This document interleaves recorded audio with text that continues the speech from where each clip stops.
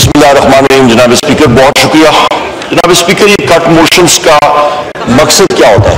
ये होता है कि जी हम लोग ऑपोजिशन की तरफ से एक प्रोगेटिव होता है कि हम लोग बताएं कि जी इस पॉलिसीज के साथ हम लोग एग्री नहीं करते। और ये जो आपने अभी क्लब भी की है, आप अंदाजा लगा लें, लोगों को ये तकरीबन 32 cut motions finance demand number 43 पे और इन बाकियों पे टोटल आप देखें आए हुए हैं। तो इसका मकसद क्या है जनाब स्पीकर, कि हम लोग इस पॉलिसी से ही एग्री नहीं करते। मैं बार कह चुका हूं इस फ्लोर ऑफ द हाउस पे, जिस दिन बजट की डिबेट इनिशिएट की as leader of the opposition, और उसके बाद भी फाइनेंस कमेटी भी हम लोग लग रहे। हमारे साथ हमारे साथियों ने जितना काम इस पे किया, और चौधरी मुबीन साहब ने यहां पे बैठे हैं, उसामा मेला साहब बैठे हैं, शाहरान खान तरक्कई साहब बैठे हैं, आतिफ साहब बैठे हैं। जनाब स्पीकर, हमारी ऑपोजिशन की टीम ने दिन रात लगा के एक एक चीज उस फाइनेंस बिल में डिस्कस की। और यहाँ पे फाइनेंस की टीम जो यहाँ पे बैठी है, औरंगजेब खान साहब, उन्होंने भी एक्नॉलेज किया हमारे यंग साथियों की जो एफर्ट्स है, और हम लोग सलूट पेश करते हैं उन्हें। जनाब स्पीकर, इस वक्त आप ये देखें कि बजट जो मैं बार कहता रहा हूं, ये एक डेड ऑन अराइवल बजट है। रेवेन्यू के साइड से आप देखें तो रेवेन्यूज ये ओवरस्टेट कर रहे हैं। पिछले साल भी इन्होंने बजट खत्म हुआ नहीं, कुछ अर्से बाद इन्होंने कहा जी ये रेवेन्यू हम लोग नहीं कर सकते हैं पूरा। वो रेवेन्यू इन्होंने पूरा नहीं किया, उससे भी कम तकरीबन 1200 अरब रुपए तो पिछले साल इन्होंने कम इकट्ठा किया। उसके बाद ओवरऑल फिस्कल डेफिसिट, जिस वक्त ये बजट पेश हुआ था उस वक्त तेल की कीमत थी जनाब स्पीकर $64। तो अंदाजा लगा लें, पीडीएल इन्होंने ज्यादा डीजल लीटर था, आज ये 80 रुपीज पर लीटर पे जा रहे हैं। अवाम की तो चमड़ी उधेड़ रहे हैं, अवाम का गला काट रहे हैं, वहां से ये पूरा कर रहे हैं। उसके साथ साथ जिस वक्त हम लोग इनसे पूछते हैं कि जी आप ईरानियन ऑयल की स्मगलिंग, तेल की स्मगलिंग, पेट्रोल की क्यों नहीं रोकते हैं, तो कहते हैं जी हमें मालूम नहीं है। वो मैंने कैलकुलेट जब किया तो 550 अरब रुपए की स्मगलिंग होती है, और उस स्मगलिंग के लिए ये बनता है तकरीबन आपका जनाब स्पीकर 72,244 18 व्हीलर ट्रक, 30,000 उस पे लीटर आता है। तो आपका तकरीबन 72,244 ट्रक 26 पुलों से जब गुजरते हैं, किसी को नजर नहीं आते जनाब स्पीकर। ये कोई चिंची रिक्शा तो नहीं है, और ये ट्रक चलते हैं आपके पक्के रोडों पे, तो स्मगलिंग के ऊपर ये क्या कर रहे हैं, इनकी क्या एफर्ट्स है? 0/0। ऊपर से एफपीआर को, जो कि वहां पे ये स्मगलिंग की मैंने क्यों बात की है, क्योंकि कस्टम्स वाले उधर उठते हैं, बाकी लोग होते हैं, उनको क्या नजर नहीं आते। और उसी इदारे से आप कह रहे हैं कि जी आप बड़े साफ सुथरे दूध के दुल्हे हैं, और ये टैक्स मेजर्स आपको हम लोग हथियार दे रहे हैं, आपके हाथ में मजीद छुरी तेज करके एक दूसरा दे रहे हैं और टोका दे रहे हैं कि अवाम का गला भी काटे और उनकी बोटियों को भी टोका करके और आप निकाले। यहां पे जनाब स्पीकर, मैं ये भी कहता चलूं कि आप यहां पे ये देखें कि इस वक्त हम लोग पावर सेक्टर के, एनर्जी सेक्टर के हवाले से ये उनको मतलब रिसोर्सेज दे रहे हैं। एनर्जी सेक्टर आपका बैठ चुका है। एनर्जी सेक्टर में आपने पीएमएलएन गवर्नमेंट की गलत पॉलिसीज की वजह से 2013 से लेकर 2018 तक जो पावर प्लांट्स लगे, नंबर 1 मैं टेक्निकल डिटेल में जाता हूं, फ्रंट लोडेड। नंबर 2 आपके आईपीपीस के एग्रीमेंट्स उनके साथ। नंबर 3 जनाब स्पीकर, आपके पास जो डॉलर इंडेक्सेशन थी। नंबर 4 जनाब स्पीकर, वो सारे के सारे कैपेसिटी पेमेंट्स 2018 में 450 अरब से लेके आज वो 2200 अरब तक चले गए। कौन रिस्पॉन्सिबल है? ये हुकूमत रिस्पॉन्सिबल, ये रिजीम रिस्पॉन्सिबल है, और कौन वो रिस्पॉन्सिबल है? आपकी कोल पावर प्लांट्स की पर मेगावाट कीमत जो है वो दुनिया में $7.5 लाख पर मेगावाट, पाकिस्तान में वो तकरीबन 1.4 मिलियन, 14 लाख डॉलर पे लग रहे हैं पर मेगावाट। तो खर्चे किधर गए? यहां पे आप महंगाई का हिसाब देखें जनाब स्पीकर, मैंने यहां पे आपको रेट लिस्ट उस वक्त भी पढ़ के यहीं पे सुनाई थी, एक एक चीज की, आपकी हर एक चीज की कीमत में कहीं पे आपका 70% इजाफा, कहीं पे आपका 100%, 125, 170% इजाफा अशिया खुर्दोनोश की कीमतों में। जनाब स्पीकर, ये महंगाई नहीं है तो और क्या है? ये कहते हैं जी कि महंगाई कम हो गई है। परचेजिंग पावर, कुव्वत खरीद, वो हमारे टाइम पे अप्रैल 10, 2022 को जो शख्स पाकिस्तान में 1 लाख रुपए कमा रहा था, आज वो तकरीबन 44,000 रुपए भी नहीं कमा रहा।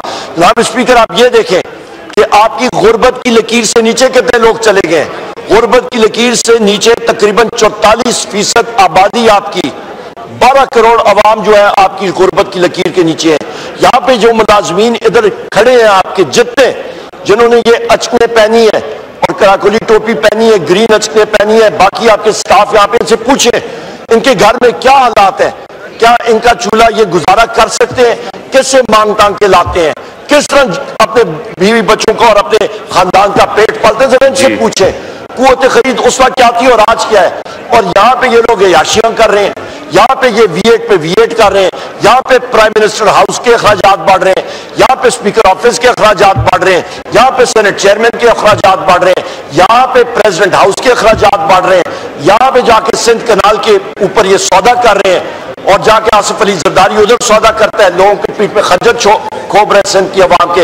यहाँ पे ये जो रिजीम बैठी हुई है ये जाके जनाब नोबेल पीस प्राइज और ये कर रहे हैं। जनाब स्पीकर, हमें बताया जाए कि ये कहाँ की इंसाफ, ये कहाँ का इंसाफ है, ये कर क्या रहे हैं। और दूसरी चीज जनाब स्पीकर, मैं यहाँ पे ये कहता चलूं, यहाँ पे एक बड़ी कदावर शख्सियत है, बड़ी लंबी चौड़ी, उन्होंने एक अपनी स्पीच में एक बात की, बड़े मतलब हमारे साथियों के ऊपर हिट्स हुए, ये बात हुई और मतलब वो तनकीद अपनी तौर में कर रहे थे। सिर्फ 2 लोगों को फायदा हुआ है, पाकिस्तान के 4 बैंक मालिकान को जो अरबपति खरबपति बन गए। क्यों? क्योंकि रिजीम जो है वो बैंकों से कर्जा उठा रही है, 97% कर्जा जो है आपका खसारे का वो बैंकों से आप उठाएंगे, वो घर बैठे उनको सूद मिलेगा, प्राइवेट सेक्टर में पैसा जाएगा नहीं। इस वक्त आपकी लार्ज स्केल मैन्युफैक्चरिंग बंद, एग्रीकल्चर खत्म, आपका मोहसिन नकवी का 450 अरब रुपए वो कोई भूल गए। शुगर पिछले साल इन्होंने एक्सपोर्ट की, इस साल फिर इंपोर्ट कर रहे हैं और शुगर की, चीनी की कीमत कितनी चली गई है आपकी 190 रुपए केजी से भी तजावज कर दी है। कौन यहाँ पे गुजारा कर सकता है जनाब स्पीकर।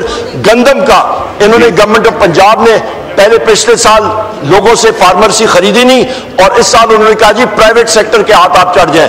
प्राइवेट सेक्टर में क्या करना, आड़तियों के मजे हो गए, वो अरबपति बन गए, किसान आपका जो है वो रुल गया। इस बजट को हम लोग रिजेक्ट करते हैं जनाब स्पीकर, क्योंकि बुनियाद, अच्छा आखिरी बात मैं करके इजाजत चाहूंगा, इन्होंने कहा कि जनाब हमने बड़ा जबरदस्त एक मॉडल बनाया और वो मिनिस्ट्री ऑफ कॉमर्स दिखाएगा कि किस तरह पाकिस्तान की जीडीपी मईशत बढ़ेगी और एक्सपोर्ट्स बढ़ेंगे। मैंने कहा जी हमारे सामने वो एक्सपर्ट्स बैठाए, एक्सपर्ट्स बैठे, वो हमारी 2.5 घंटे की मीटिंग हुई उनके साथ, हमारे बाकी साथी मैनेज ऑपोजिशन के मौजूद थे।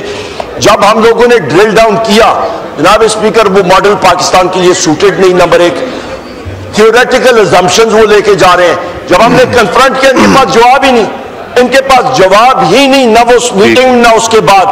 तो जब ये लोग गुड्डी गुड्डे का खेल उन्होंने बनाया हुआ है, इनके पास जो स्टेटिस्टिक्स आ रही है वो फॉल्टी स्टेटिस्टिक्स है, ना उसकी कोई बुनियाद है। ब्यूरो ऑफ आपका इकोनॉमिक सर्वे आप उठा के देखें ना, मैं आपको टेबल दिखाया था, एग्रीकल्चर में 62% इन्होंने दिखाया जनाब कि हमारा लाइफ स्टॉक माल मवेशी बढ़ रहा है। माल मवेशी में क्या दिखाया जनाब कि 36% इनके आपका गाय और भैंसे और ये बढ़ रही हैं आपका। उसके बाद ये दिखा रहे हैं कि जी आपके गधों की तादाद में 1 लाख इजाफा है, आपके खर्चों में कोई इजाफा नहीं। जनाब स्पीकर, जब ऐसे शुमारियात पे ये अपना बजट बनाएंगे, जब हर चीज में चोरी चिकारी फरेब झूठ धांधली करेंगे, तो बजट किस तरह बनेगा। जनाब स्पीकर, उन्होंने क्या कहा कि जी हम लोग 1400 अरब रुपए का PSDP करेंगे। उसके बाद उन्होंने डाउनवर्ड रिवाइज किया और 41% भी नहीं खर्च कर सके। मैंने सेक्रेटरी फाइनेंस से पूछा कि जी आखिरी सहमाही में, आखिरी क्वार्टर में आपकी क्या जा रही है, बैटिंग एवरेज कितना आपने खर्च किया, कि जी हम लोग कर दिया। मैंने कहा खुदा का खौफ करें जनाब सेक्रेटरी साहब, कहां पे किया, हर जगह। आखिरी पॉइंट में 10 सेकंड में खत्म, आखिरी पॉइंट और मैं खत्म करता हूं। 2-3 मिनट की होती है जी, जनाब स्पीकर आखिरी पॉइंट करके खत्म करता हूं कि मिनिस्ट्री ऑफ प्लानिंग का खुद देखें, उनका अपना बजट 19 अरब में से या 3 या 4 अरब हुआ, तकरीबन 20% अपना खुद ही, वो कहते हैं ना चिराग तले अंधेरा, उनका खुद ही ये बैटिंग एवरेज। और ये सारी चीजें तभी ठीक होंगी जनाब स्पीकर जब पाकिस्तान में एक डेमोक्रेटिक सेटअप सही होगा, आपके रिफॉर्म्स होंगे, आपके FBR का रिफॉर्म होगा और वजीर आजम इमरान खान इस कुर्सी पे बैठेंगे। बहुत शुक्रिया जनाब। आलिया कामरान साहबा।